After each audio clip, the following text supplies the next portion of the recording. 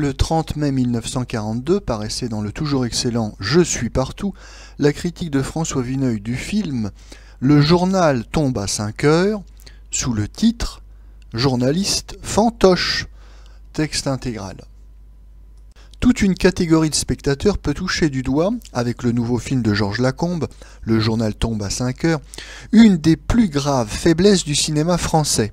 Ces spectateurs, ce sont les journalistes. Durant 1h30, on leur parle d'un métier qu'ils font depuis 10, 15, 20 ans.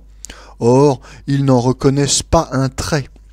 Sans nous flatter, pourtant, notre corporation offre un certain nombre de sujets pittoresques, qu'on pense, par exemple, au Souvenir d'un chien écrasé d'Alain Lobreau, l'auteur du film qui les aurait lus, qui saurait s'en inspirer. Ne tiendrait-il pas à la fois son atmosphère et ses principaux personnages? Hélas, rien n'en est plus loin que le journal tombe à 5 heures. Le cinéma, encore une fois, s'est détourné de la vie, que lui seul, cependant, peut peindre entièrement, pour ne remuer que des bonshommes conventionnels. Et quand on dit conventionnel, c'est une manière aimable de parler. Cet administrateur, vêtu à 7 heures du matin d'une jaquette, qui ramasse les plumes et les épingles sous les tables, ce chroniqueur nécrologique, ce reporter photographe ressortissent au plus vénérable vaudeville, à l'almanach Vermeau. J'ai vu fonctionner de grands journaux et de petits, j'ai connu les services d'information, les secrétariats de rédaction, à peu près toutes les rubriques possibles. J'ai passé des milliers d'heures de mon existence dans les imprimeries. Je n'ai jamais rencontré un seul personnage qui pût rappeler, même de loin, ceux que l'on voit s'agiter sur l'écran. Nous étions plusieurs, tous de la vieille confrérie du ciseau et du pot de colle, qui, pendant toute la projection, se sont interrogés sur le rôle présumé que joue le bon Marcel Vallée. Il est, paraît-il, chef de vente. Qui a jamais vu un chef de vente de cet acabit? Les dialogues qu'échangent ces personnages, émaillés de 5 ou 6 mots techniques, sont aussi justes que ceux des opérettes, soi-disant espagnoles, où l'on s'écrie « Caramba, caballero, señor » pour créer la couleur locale. L'auteur du scénario et du texte est pourtant un journaliste de profession, M. Gilbert. Mais au lieu de raconter ce qu'il doit connaître mieux que personne, il se met à la remorque de l'idée que le public est censé se faire de son métier.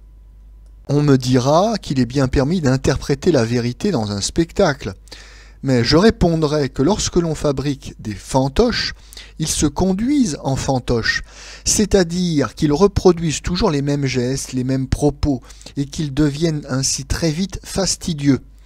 Comptez au contraire des personnages riches d'une certaine humanité. Et l'action se nouera sans peine autour des sentiments qu'ils éprouvent, des travaux qu'ils doivent entreprendre. Le public qui digère tant d'images digérera bien encore celle-là. Mais il devine obscurément que les choses ne se passent pas comme ça. Il attendait certaines révélations sur la vie des journaux qui ne lui sont pas fournies. Si l'on voulait à tout prix trouver un sens au scénario de M. Gilbert, on dirait qu'il nous montre des citoyens se tuant de fatigue, se faisant une existence inhumaine pour une entreprise imbécile.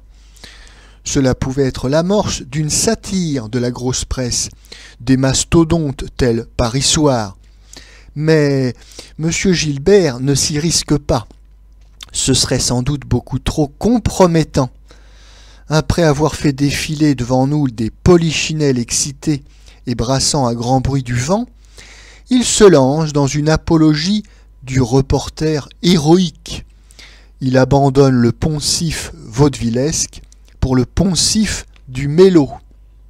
Cette dernière partie m'a paru moins médiocre et invraisemblable parce qu'on y quitte le journal pour un bateau-phare en perdition.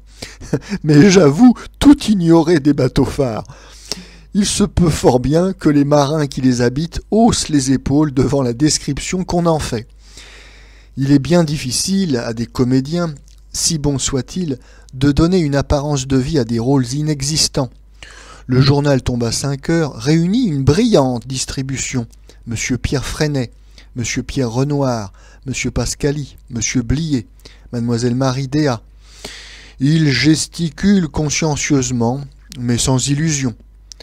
La mise en scène de ce piètre film, aux péripéties laborieuses et mal enchaînées, a été confiée à Georges Lacombe. J'ai souvent dit l'estime que j'avais pour son talent. Heureux avec le dernier des 6, il n'avait pas eu de chance avec Montmartre-sur-Seine. Il pouvait avoir l'espoir de prendre cette fois sa revanche. Il a dû se borner à imager aussi convenablement que possible un scénario sans intérêt. Son travail est honnête, fait dans toutes les règles. La réputation de Lacombe n'est pas entamée, mais on regrette qu'un homme de son talent soit obligé de besogner à peu près comme un artisan. Cette critique du 30 mai 1942 devait être complétée le 6 juin 1942 de quelques paragraphes supplémentaires.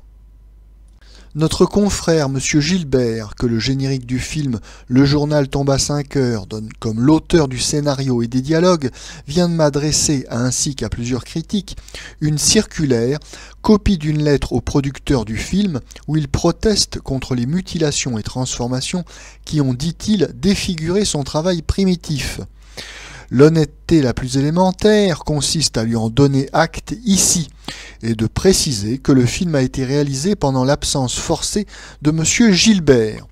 Ceci fait, on doit avouer que, pour distinguer équitablement la part de responsabilité qui incombe à chacun dans un cas comme celui-ci, il faudrait avoir en main toutes les pièces de la production, depuis le découpage initial, puis se livrer à une enquête pratiquement impossible.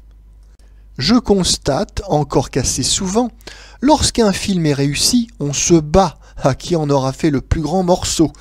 Lorsqu'il est médiocre, ce qui est indiscutablement le cas de Le journal tombe à 5 heures, on se dispute à qui en aura le moins fait. C'est, mon Dieu, assez naturel. Mais encore une fois, le critique, tout en enregistrant les représentations de l'un ou de l'autre, est tenu de juger d'après les documents qui lui sont fournis, c'est-à-dire le film et le générique qui le précèdent.